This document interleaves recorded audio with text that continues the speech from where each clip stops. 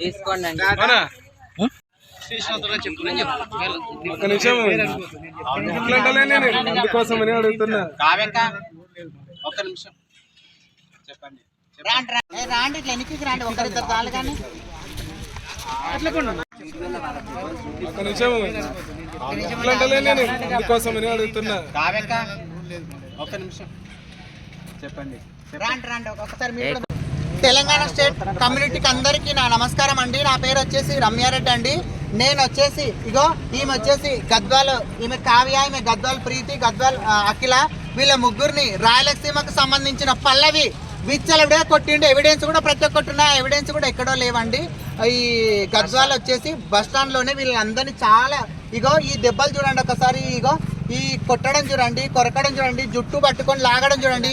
గద్వాల్ పల్లెవని ఈమె చేసేది రౌడీజానికి సాక్ష్యాలు అంటూ ప్రతి ఒక్కరి దగ్గర ఉన్నవి. మహబూబ్ నగర్లో కూడా చాలా అరాచకాలు చేస్తేనే అక్కడ పిఎస్ వాళ్ళు వచ్చేసి ఆమెను తరిమి కొడితే ఇక్కడ వచ్చి బతుకుతుంది. ఆమె అసలు రాయలసీమకు సంబంధించింది అని చెప్తుంది. రాయలసీమ వాళ్ళందరినీ తీసుకొచ్చి ఇక్కడ హిజ్రాపని చేపిస్తుంది. మంచి మంచి మొగలను తీసుకొచ్చి కూడా హిజ్రాపని చేపిస్తుంది. ఆమె లక్షలకు అలవాటు పడి, డబ్బుకు అలవాటు పడి ఈరోజు ఆమె చెయ్యని అన్యాయాలంటూ ఏవి లేవండి. ప్రతి ఒక్క అన్యాయం ఆమె చేస్తుంది. ఆమెకు తగిన చర్యలు తీసుకోవాలని మేము ఉమ్మడి 5 జిల్లాల మహబూబ్ నగర్ ట్రాన్స్ కమిటీ అంతా వచ్చినాం. వీళ్ళందరూ ప్రతి ఒక్కరు కూడా ఆమెకు బాధ్యురాలే, వీళ్ళందరూ అనుభవించిన వాళ్ళే.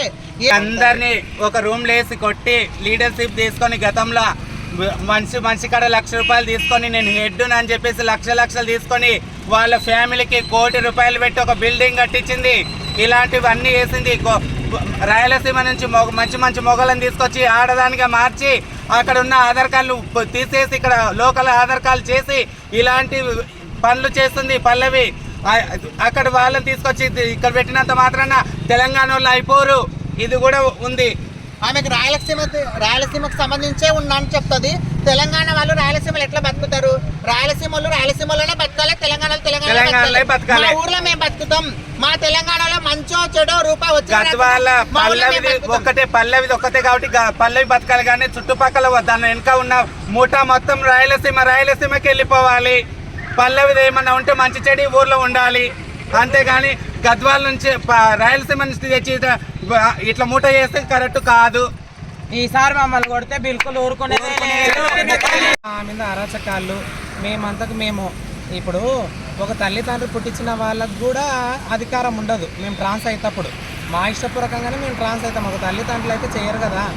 వాళ్ళెవరు మమ్మల్ని మీరు మా దగ్గరనే ఉండాలి, మీరు గద్వాల డబ్బులు వసూలు చేయాలి, మీరు మాకు ఇవ్వాలి అని వాళ్ళు ఎవరు అనడానికి మా సొంతం తల్లిదండ్రులే మమ్మల్ని అనరు. నేను దాదాపు కనీసం అంటే 15-16 సంవత్సరాలైన ఇట్లా సారీ కట్టుకొని ఈ లైలా అనే వ్యక్తికి ఈ 32 జిల్లాలకు ఆయన పెద్ద, ఆ 32 జిల్లాలు అయినా మేము ఆయన సంపాదించి ఇవ్వాలి అన్నీ మాట్లాడుతున్నాం మా మీద.